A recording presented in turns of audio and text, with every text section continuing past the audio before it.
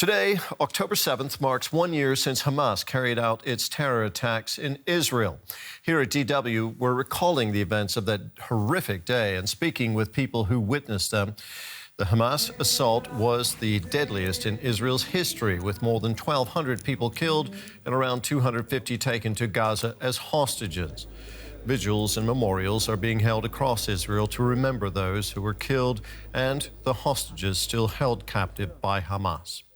Relatives of victims have held a minute of silence at the site of the Nova Music Festival at kibbutz Re'im, where almost 400 people were killed when the attack began. DW correspondent Tania Krämer is in Re'im, where the attack on that music festival took place. Tania, give us a sense of how it feels to stand at that site where the terrorist attack by Hamas was launched a year ago.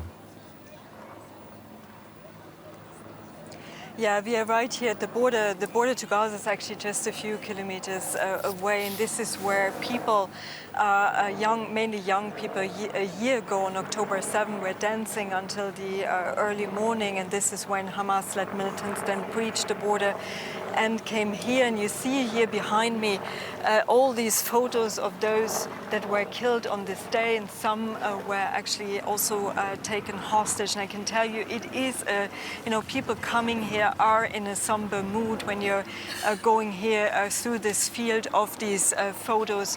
What we've been seeing here from, at this time when the rockets were launched from Gaza towards towards southern Israel on October 7 at 6:29 across Israel, people were holding a moment of silence. Also here, some of the family members came here to this side, praying, thinking of their loved ones, and also those that are still being held hostage in Gaza. It's a day of mourning, of remembering. It's a day where you feel that people are still very much traumatized of what happened on October 7. And not just here in Re'im, across the south, there are many in the kibbutzim, in those villages around the Gaza Strip, where the communities come together, mostly going to the cemetery, mourning their lost ones from those communities as well. And also, what I think is significant there is most of the communities here are still rather empty. Many residents have not come back there, so they're coming now on that particular day, which is not easy for some of the people I've been talking to in recent weeks. They're saying it's still feeling, of not being totally safe, of not feeling totally secure. And I think this is, today a day of, just remembering what happened on October 7, and very much also reminded there were some rockets here this morning fired from Gaza towards southern Israel as well. We are hearing also some artillery going into Gaza, of course, for people in Gaza, for civilians there. The war is continuing just here, a few kilometers here away. Tania, an organization established by the families of the abductees, the people who were kidnapped, that organization has announced the death of a captive held in Gaza. What's known about the situation of the other hostages who are still in Gaza? Yeah, there was this announcement this morning that this young person who was actually here at this festival, Idan Shtivi, he is 20 years old, that he is presumed to have been killed already a year ago on October 7. He was here volunteering to photograph the event at the time, and we know from others from the festival that he was trying to get away with friends with a car, but then the car was later then found, and his body was taken to Gaza, so he's still being held here. So he's among the almost 100 hostages that remain in Gaza. We understand from the military that about 33 of them have been killed, so their bodies are being held in Gaza. And for many of the families of those hostages that are in Gaza, they haven't heard a sign of life for a long time. There were some videos that were being released by militant groups, by Islamic Jihad or Hamas. Then there was this hostage deal in November last year, where then some of the hostages that came out could tell others that they saw such and such person with them. And the latest that was known were the 5 hostages that were killed just a month ago, and they were held in very horrendous conditions in a tunnel underneath. They were killed apparently when the troops approached, and those bodies, their remains were recovered later. So many of the families, they don't know whether their loved ones are actually still alive, where they are. They haven't heard from them, and that makes it so difficult. And there's a lot of pressure on the government right now, to come and to renew those negotiations, because now that the focus has been shifting politically to the northern part of Israel, there's not much going on with the negotiations, and the families and relatives of the hostages saying they don't have the time, they need to be brought back home soon. Tania, thank you very much. That was our correspondent Tania Krämer reporting from Reim. Well, the Supernova Music Festival in Reim, where Hamas launched its terrorist attack, was billed as a celebration of peace and friendship. Our next report meets a survivor who recalls the moment the music stopped and the horror began. Yerin Ilovich, aka Artifact, says music is his safe space. Still, he was the last DJ to perform at the Supernova Music Festival in Israel on October 7, when Hamas militants launched a terrorist attack. Since then, Yerin has played his set again several times, dedicating it to other survivors. Many people told me that it's like a closure for them.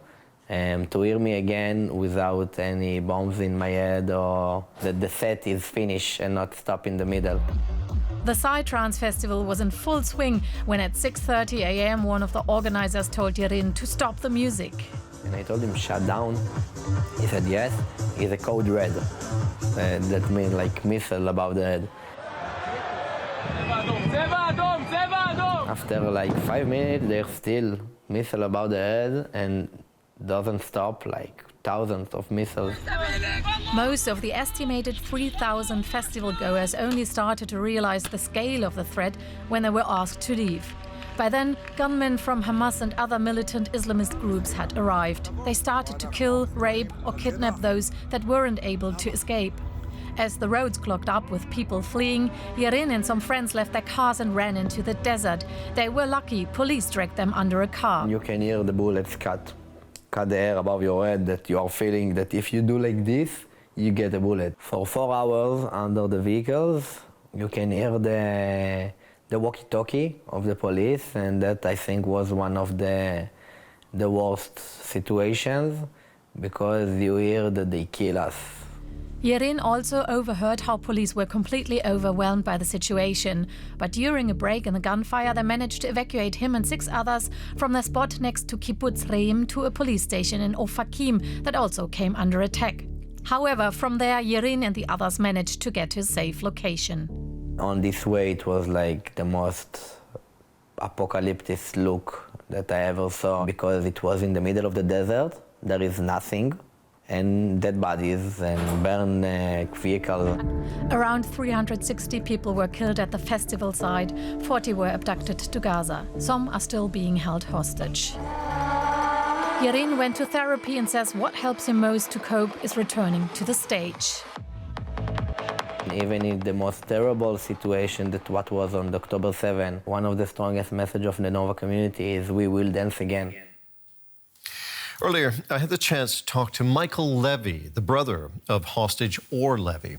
Or Levy has been held in Gaza for a year now. Hamas militants abducted him from the Nova Music Festival. His wife, Einav, was murdered. I began by asking Michael if he's heard anything about his brother. We know that Or was kidnapped alive and that he wasn't severely injured. And the assumption of the army is that he's still alive. But other than that, we don't have any more information, unfortunately. What do you think needs to be done to secure the release of Or and the other hostages still in Gaza? It's very simple. Israel and Hamas has to seal a deal. And I believe that the international community has an obligation to make sure it happens, because this is not just an Israeli issue. Hamas terrorists promised themselves that if this continues, they will do it again and again and again, but next time in Berlin and in New York and in London. And if the international community won't make sure it will end soon and the hostages will be returned, it will happen again. How hopeful are you, Michael, that your brother will be released? I know he will be released. The simple fact is that we want rest, and we will turn the world upside down if needed to release Or and the rest of the hostages. We have no choice. I won't let his 3-year-old son grow up without his father. This is a terrible situation for you and your family, obviously, for the families of all the hostages. Can you tell us a bit about how the past year has been for you personally? Honestly, it doesn't feel like a year, because for us, this whole year felt like one very long and very bad day. You wake up every morning and it's the same thing over and over again. You have to wake up and tell yourself that today is the day, and you have to stay strong and to keep fighting and to tell their story over and over and over again, because I want people to understand that Or is not just a picture, it's not just a number. All of the hostages are human beings with real lives and hopes and dreams and plans for the future, exactly like you and I. And the world has to understand this is not a political issue. It's a humanitarian issue. It can happen to everyone. Hamas terrorists didn't care if Or was an Israeli, German, or an American. They kidnapped everyone and they murdered everyone, including kids, babies, women, elderly people. This can be anyone in the world. And this is what's important here, to remind everyone that they are human beings and it's a humanitarian issue and they need to be home with their loved ones. Your brother's wife, Einav, was murdered in the attack on the Nova Music Festival. What do you know about the final minutes of your brother and his wife? About 10 minutes before the terrorists arrived, Or managed to call my mother from inside the bomb shelter where they were hiding from the missile attack. He was completely terrified. He just repeated the sentence, "Mom, you don't want to know what's going on here." We know now that a few minutes after the terrorists arrived to that bomb shelter, that became a death trap to them. They threw grenades inside. They sprayed the bomb shelter with bullets. They even fired an RPG into a tiny space. And I don't know if people understand what a bomb shelter is, but in this case, it's just a bus stop made of concrete, not even a door. They squeezed inside together with 27 other people. This place can barely fit 6 or 7 people, and they managed to squeeze 29 people. So this comes to show you how horrible this situation was. You have a 3-year-old nephew, Almog is his name, I understand, who's the son of Or and Einav. How do you speak to him about what happened to his parents? I believe this is the most challenging part, because how can you let a 3-year-old son understand that his mom won't come back and that his father is held somewhere in the tunnels of Gaza by monsters? How can anyone understand it? I can't understand it. So I do not expect a 3-year-old boy to understand it. But he misses them every day. He wants to go home. He wants to see his father again, his mother again. Unfortunately, his mom won't come back, but his father is still alive and we can bring him back. Just a few months ago, so Almog celebrated his 3rd birthday with no parents. No kid in the world should suffer like this. What would you say, Michael, is the biggest obstacle to getting your brother and the other hostages back? I think that the Israeli government is getting a lot of pressure, and Hamas and their financiers, like Qatar and Iran, are not being pressured enough. They have to understand that this crime against humanity cannot continue, and I believe it's the job of the international community to make Iran and Qatar understand that if they keep financing Hamas and as long as there are hostages inside Gaza and they don't do anything to bring them back, there will be consequences. And they have to pay for what they are doing, and for every day that 101 hostages, innocent civilians, are held inside Gaza. Michael, thank you very much for talking with us today. That was Michael Levy. Thank you. In the year since the Hamas-led terrorist attacks, global alliances with Israel have been put under intense pressure. The war that Israel is fighting against Hamas has claimed at least 40,000 lives, according to the Gazan Health Ministry. That's affected Israel's reputation and strained its relations abroad. Germany has a special relationship with Israel, rooted in its historical responsibility for the Holocaust, in which 6 million Jews were murdered. Here's a look at how Germany's relationship with Israel has evolved since last October. Germany's chancellor had a script. He couldn't get this wrong. The security of Israel and its citizens is Staatsräson. Scholz was in Israel 10 days after the 7th of October attacks. By Staatsräson, he meant Germany's fundamental pledge to guarantee Israel's security, born out of the country's responsibility for the Holocaust. And his government backed those words with actions. Within weeks, Germany increased its weapons exports to Israel tenfold. Foreign Minister Annalena Baerbock travelled to the region 11 times in 12 months, always stressing Germany's commitment. But then, as Israel's military intervention against Hamas caused a humanitarian disaster in Gaza, German statements began to gain nuance. We cannot stand by and watch Palestinians risk starvation. When the International Court of Justice in The Hague ordered Israel to take measures to prevent war crimes listed in the Genocide Convention, Germany faced a moral conflict: back the court or an Israeli government willing to defy its rulings.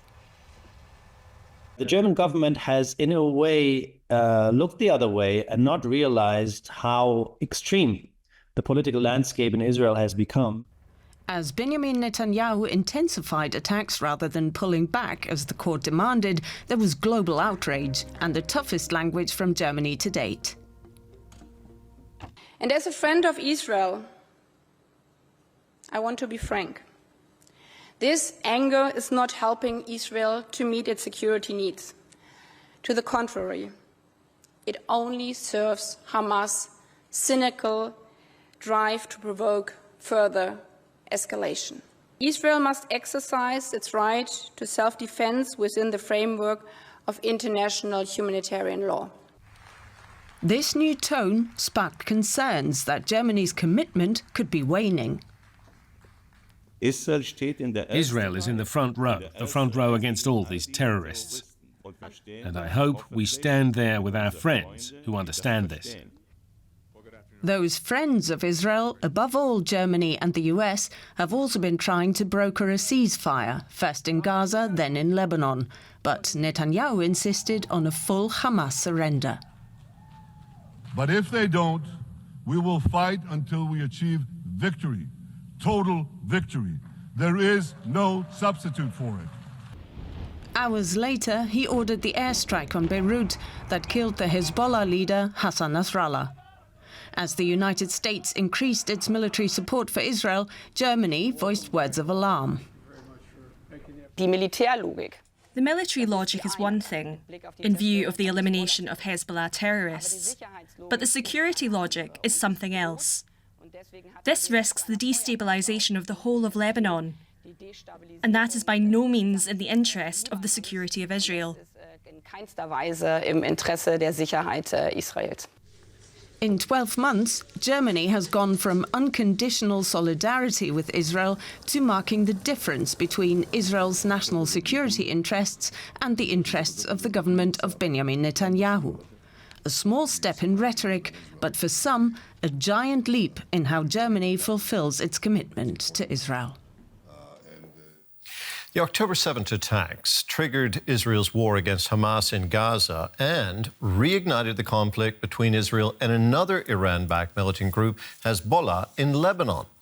The Israeli army says it has deployed a third division of troops across the Lebanese border after launching more airstrikes on the southern suburbs of Beirut overnight. Israel says the massive explosions struck Hezbollah targets.